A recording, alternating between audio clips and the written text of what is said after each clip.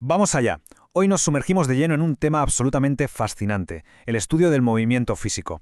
A ver, el mundo que nos rodea nunca se detiene, ¿verdad?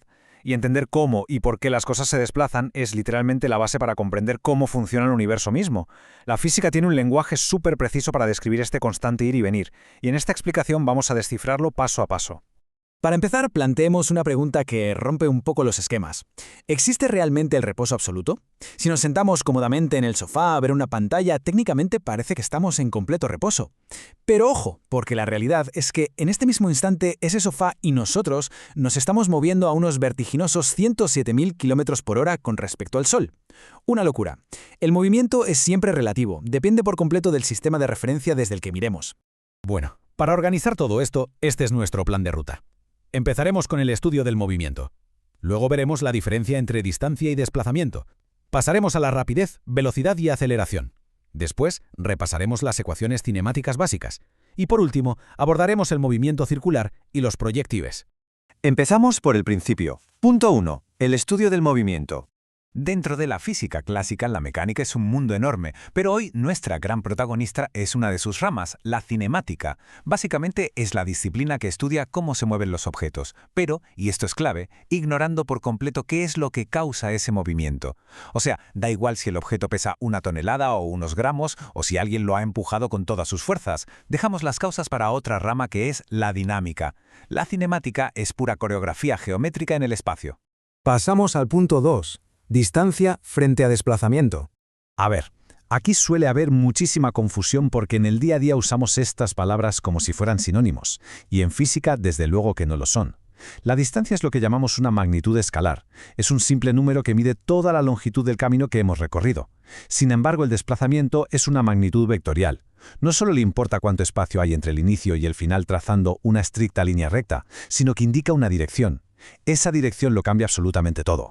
Para visualizar esto de forma sencilla, imaginemos una abeja que vuela de un panal A a un panal B. La abeja no va en línea recta, lógicamente. Da vueltas, sube, baja, retrocede.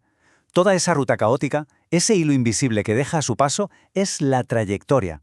Y su longitud total es la distancia.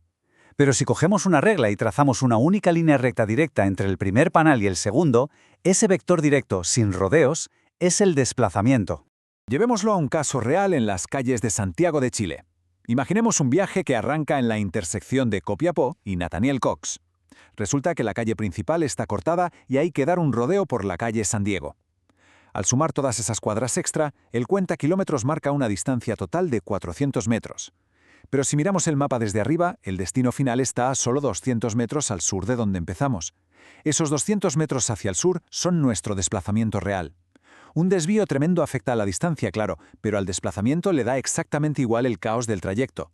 Y ya que hablamos de caminos, tenemos que categorizar las formas que pueden tener estas trayectorias en el mundo real, porque son muy variadas. Podemos tener una trayectoria rectilínea que avanza en línea recta constante, circular como el extremo de las manecillas de un reloj de pared, elíptica imitando ese movimiento majestuoso y paciente de los planetas alrededor del Sol, o parabólica, que es esa curva inconfundible que hace un balón de fútbol cuando alguien lanza un buen tiro libre. Llegamos al tercer bloque. Rapidez, velocidad y aceleración. Igual que antes, aquí nos topamos con otro falso sinónimo. La rapidez nace de la distancia. Es un valor escalar.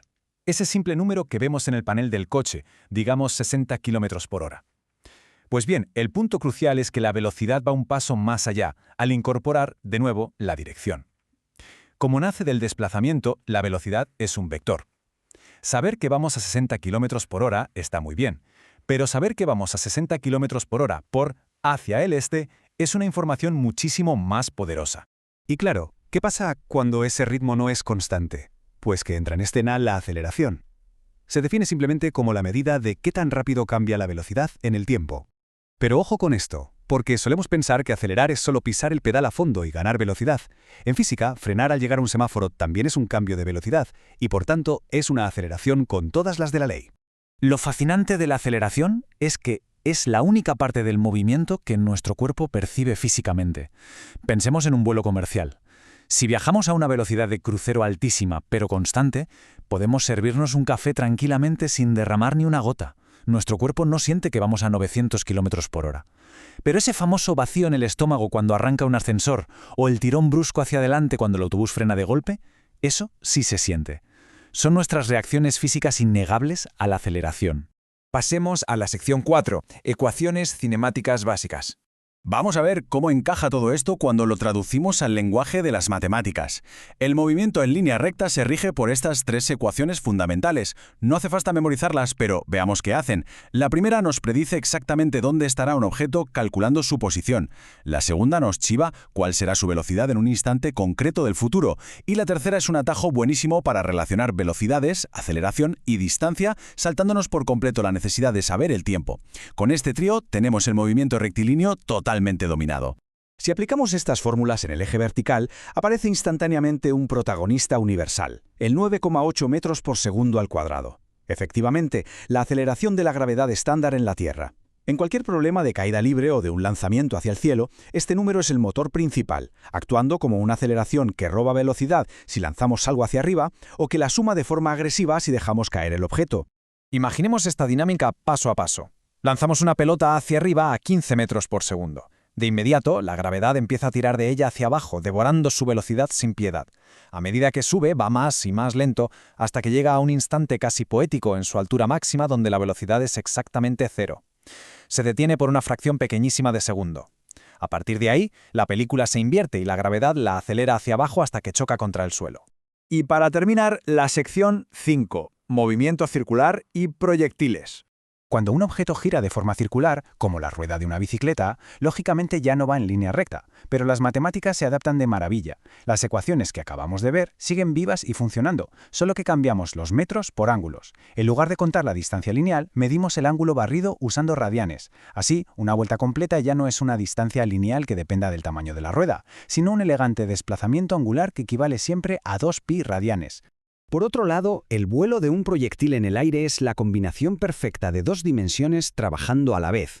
El truco maestro para resolverlo es separarlo en 2 partes independientes. El avance horizontal fluye tranquilamente a una velocidad constante, sin perturbaciones, mientras que el eje vertical está totalmente dominado por la gravedad. Solo con saber la velocidad inicial y el ángulo con el que lanzamos el objeto, podemos predecir todo matemáticamente: el tiempo que estará volando, el alcance máximo horizontal y su pico exacto de altura. Pero pongamos a prueba todo lo que hemos cimentado hasta ahora con un escenario que resulta bastante contraintuitivo. Visualicemos un coche tomando una curva inmensa de 100 metros de radio. El conductor tiene el pie congelado en el acelerador, así que el velocímetro marca una rapidez constante. ¿Hay aceleración?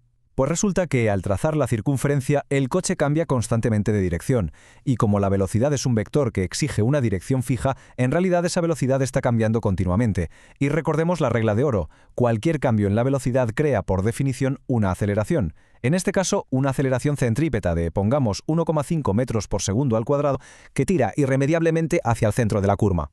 Fijémonos bien en esto, porque ilustra brillantemente la esencia pura de esta disciplina. En medio de una curva pronunciada, los pedales de freno y acelerador pueden estar completamente quietos, pero el simple hecho de girar el volante ya está forzando un cambio de dirección y alterando el vector velocidad, lo que somete al vehículo a una aceleración innerable. Así que, para rematar esta travesía por el lenguaje del movimiento, nos quedamos con una reflexión final que desafía un poco nuestra lógica del día a día. Si la rapidez de un objeto se mantiene absolutamente constante, ¿puede haber verdaderamente aceleración? Como la física vectorial nos acaba de demostrar, mientras el viaje implique una simple curva o un sutil cambio de dirección, la respuesta es un sí rotundo. El universo del movimiento es tan exacto como sorprendente, escondiendo secretos fascinantes en cada giro y trayectoria. Nos vemos en la próxima explicación.